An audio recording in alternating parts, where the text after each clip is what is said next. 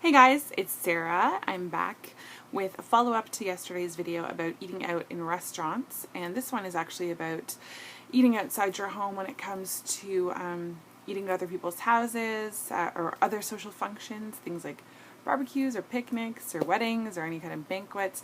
Anytime you're eating sort of outside of your home where you have less control over what you're eating, so it's not like you're going to a restaurant and you are deciding what you're going to choose on the menu. I think this is actually even more complicated than eating out in restaurants. I don't find eating out in restaurants much of a challenge, but this I do find a challenge for a whole host of reasons, but mostly because we all have these sort of social rules that we tend to try and follow. We don't want to offend people by not eating something or having them think that we don't like their food. We don't want to invite questions when we're in social situations from other people. You know, a lot of us are very protective of the fact that we've had surgery and that sort of thing. I can only speak from the perspective, I should say, of someone who is open about having had weight loss surgery. So I don't know that all of these things will work for everyone. If you aren't open about it, it's even more challenging, unfortunately. But I wanted to talk about some of the strategies that you can use in these situations to try and stay on track. The number one thing I can say, though, is just to remember that one poor choice or one off-plan meal is not going to upset the entire apple cart. So if you find yourself in a situation where you feel like you don't have a choice and you need to, eat something that maybe you wouldn't normally eat, don't stress about it. Don't beat yourself up about it. It's one meal, one choice.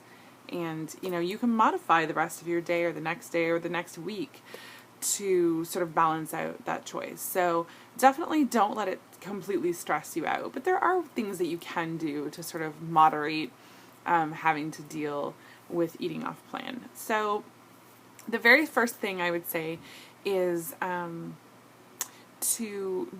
employ the strategy that I would do, let's say, when I'm in a restaurant or when I'm going to a restaurant, which is looking up the menu ahead of time. Now, that's not always going to work, but if you are going to a friend's house or a family member's house and you can just find out what they're making, even if you try and come up with some creative way of finding out, that's going to help you for sure. Okay, the more you know, the easier it's going to be. So if you can find out what it is that they're making and see if it's something that is going to be easy for you to modify, either by only eating part of it or, not doing this or that with it. Or if it's something where you feel like you might be stuck eating, I don't know, let's just say macaroni and cheese, you can modify the rest of your day so that you're still getting as close to your plan as you can, even including eating that food. So that would be the first thing I would do. And that can also work for events like banquets and weddings and that sort of thing. Sometimes, you can play the food allergy card. You can just, pretend that you have some kind of allergy or intolerance and that's why you need to know. But sometimes you can find out, even from the venue or from whoever's hosting the event, what's going to be served, just so that you know and so that you've got that information in your back pocket. So that's, I think, the very first thing that you want to do is try to find out, if you can, what's going to be served. Once you have that info, then you can decide how you're going to proceed. So are you going to just eat part of the meal and not all of it? Are you going to try and modify the meal in some way? So are you going to, ask for a partial portion? Are you going to ask for, a different type of meal? Sometimes I know people who will ask for a vegetarian meal sometimes, just because not everywhere, but sometimes those meals tend to be a little bit healthier than others. If you're at someone's house, are you going to just explain the situation to them and say, is there any way, that I could just get you to, I'll just take the chicken without the sauce or whatever it is. And I know a lot of people feel uncomfortable with that because you're a guest in someone's home. You don't want to be a nuisance. You don't want to, make more work for them. You don't want to offend them in any way. So I think that's actually the hardest one for sure. So modifying what you're served is one way of dealing with it. Sometimes you can bring your own food, and that's one way of dealing with it too. So in a situation of being at someone's house, I think, again, it's very difficult to bring your own food to someone's house. I think most people are going to be uncomfortable with that, unless it's a circumstance like I'm thinking like a barbecue or a cookout kind of situation, or a potluck even. If someone is barbecuing and you think, well, they're probably just going to have, sausages and burgers, and I really wish I could bring a chicken burger or a veggie burger or a turkey sausage. Go ahead and bring it and just ask them to throw it on the grill for you. Most people are not going to have an issue with that. So that's a pretty easy thing that you can do. And if it's the kind of thing where people are bringing things, then definitely offer to bring something that is going to be weight loss surgery friendly. And it doesn't have to be something that's like super duper healthy or anything like that. It could be something really easy. Last time we had a family event, I brought antipasto skewers. Everybody loved them. Nobody thought, oh, Sarah's bringing her bariatric friendly crap again. But they were antipasto skewers, and they're basically cheese, salami, olive, artichoke. Trying to remember what else was in there. But I mean, protein-based things. So for me, they were a good choice. So that's one thing you can do as well, is bring your own food. What I also usually do is throw something in my purse. Throw some jerky in my purse. Throw a protein bar in my purse. So that if I really don't feel like eating what's being served and I feel like I can get around it and not eat it, or just eat a little bit and eat my protein bar later or eat my jerky later, then I'll do that as well. And I've done that a few times too, and I don't really feel bad about it, to be honest. So that's one thing you can do as far as bringing your own food to kind of substitute for what is being served. Another thing that can be difficult in social situations is how much food you put on your plate. Again, especially if you don't want people to know that you've had weight loss surgery, it's kind of a giveaway when you have like 3 bites on your plate. And sometimes it can be awkward if you're at someone's house and you're just taking a little tiny bit of this, a little tiny bit of that. If you're at a banquet or something where food is being served to you, then often, you're getting what you get if it's already plated, especially. So there's a couple things that you can do. Most people don't actually pay a ton of attention to how much you eat. They might look at what's on your plate, but they don't really pay attention to how much of it you've eaten, in most cases. So a lot of times you can just get away with putting a normal amount of food on your plate and just not eating all of it. And if someone questions you, there's a million things you can say. You can tell them the truth, or you can make up any kind of excuse you want. You're not feeling well, you've been sick, whatever.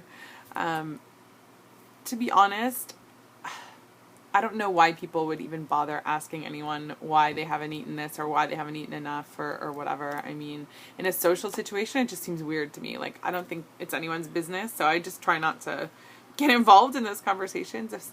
I really haven't personally had anyone say anything to me like that, probably because most people know. Usually in those situations, people want to talk to me about the fact that I've lost weight. They're not really looking at what's on my plate. And if they are, it's only because they've noticed that I've lost weight. So you can, again, make it look like you're eating more than you really are eating. That can be dangerous if you have a problem knowing when you're full, or if you have a problem with overeating. I know I do sometimes. In those situations, sometimes I take more than I really should because I don't want it to look like I've only got like 3 things on my plate and then I can't eat it all. Normally I feel really bad about not eating everything I take, but in those circumstances, it is what it is. So sometimes you just have to deal with that.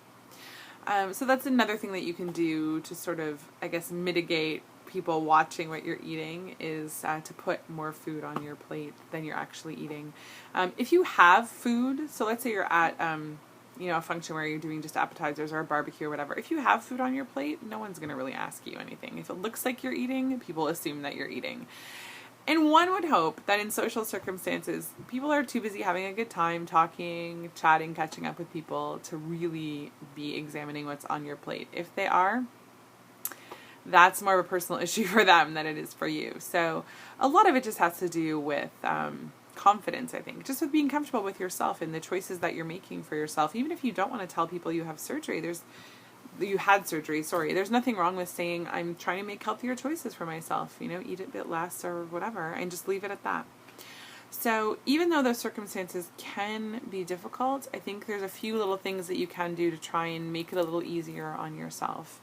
And again, and maybe someone else, I would love it if someone else would make a a response video to this if you are someone who does keep your weight loss surgery a secret, and can give some tips to those people who do for these kinds of situations, because I know this is one of the things that's hardest if you're trying to keep your surgery a secret, is dealing with social situations and social eating. So if anyone would like to make a response video, that would be great, because as I said, I can't really speak to that side of it because I'm pretty open about it. So hopefully this was helpful to someone. I will be back tomorrow with a Tough Love Tuesday video. This week's Tough Love Tuesday was inspired by a couple of things that had a lot of similarities. One was an article that I read on obesity help, and one was a video by Max PA. I think he's actually changed his username to Max Benson, but he is a fellow VSG patient, and he made a great video. I think it was today or yesterday. And so those two things were sort of related, and also, you know, videos that people have been making over this week, and it really inspired me to do this Tough Love Tuesday video. So I won't give it away, but I hope that you guys tune in to watch that. So until then, always remember to rewind. Always remember to appreciate every step in your journey. Have a great day.